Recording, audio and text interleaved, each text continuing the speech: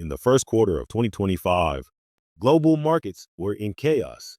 Tariff shocks, recession fears, trillion-dollar swings.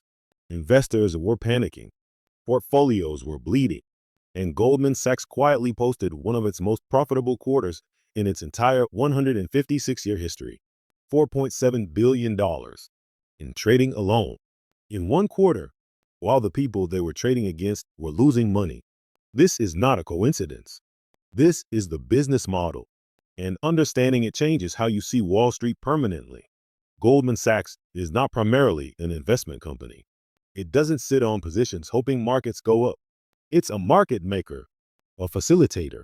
When you want to buy or sell something complex, a bond, a derivatives contract, a currency swap, Goldman is often on the other side of that trade.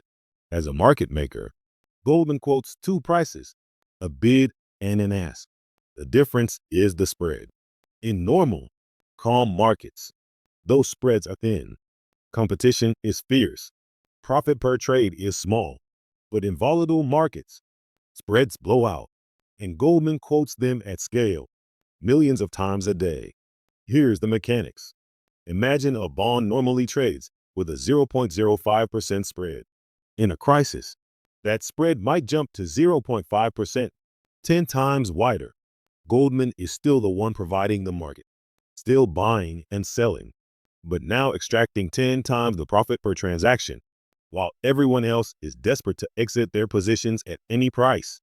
This is the core of what Goldman calls FICC, fixed income, currencies, and commodities trading. Q1 2025 saw FICC revenue spike because every institutional investor on Earth was repositioning simultaneously, hedging, selling, scrambling, and Goldman was charging them handsomely for the privilege. The second engine was derivatives. When markets are volatile, the demand for hedging explodes. Pension funds, corporations, sovereign wealth funds, they all rush to buy protection, options, swaps, structured products. Goldman manufactures and sells these instruments. And when fear is high, they price fear into the contract. Expensively. Think of Goldman as an insurance company during a hurricane season. The worse the storm, the higher the premiums. When the VIX, the market's fear index, spikes, so does the cost of every derivative Goldman sells. And Goldman is selling a lot of derivatives. There's a third factor that rarely gets discussed: information asymmetry. Goldman sits at the center of global financial flows. They see order flow from sovereign wealth funds, central banks, pension managers, hedge funds, not illegally. This is the nature of being a primary dealer and a top-tier market maker. The signal in that aggregate flow is enormously valuable. This doesn't mean front-running in the illegal sense. It means Goldman's risk models, calibrated in real time to actual market activity, are operating with information that retail investors and even most institutional investors simply don't have access to. In a volatile market, that edge is worth billions. On top of trading, Goldman's investment banking division also surged. Why? Because volatility forces corporate action. Companies need emergency financing. Distressed assets get restructured. M&A deals require fairness opinions and advisory fees. Crises create work for Goldman's advisory arm, even as they're extracting from the trading arm. So Goldman wins on spreads, wins on derivatives pricing, wins on advisory mandates. The entire business architecture is built to be countercyclical, to profit precisely when everyone else is most vulnerable. This is what made the 2008 crisis so politically explosive.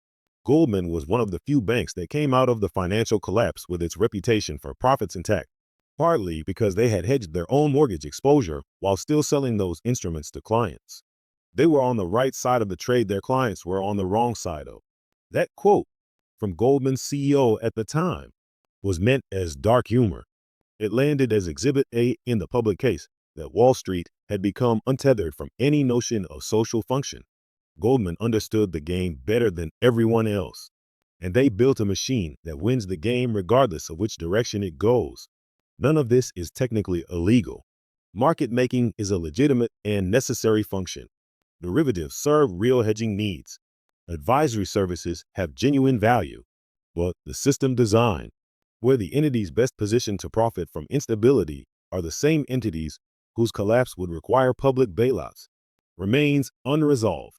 Which brings us back to our last video. AI is now deeply embedded in how Goldman and every bank like it operates. The same machine that profits from volatility is increasingly run by models that regulators can't fully audit. That combination, profit from chaos, opacity in operation, is exactly what the next financial crisis might look like. Subscribe. We're going deep on this.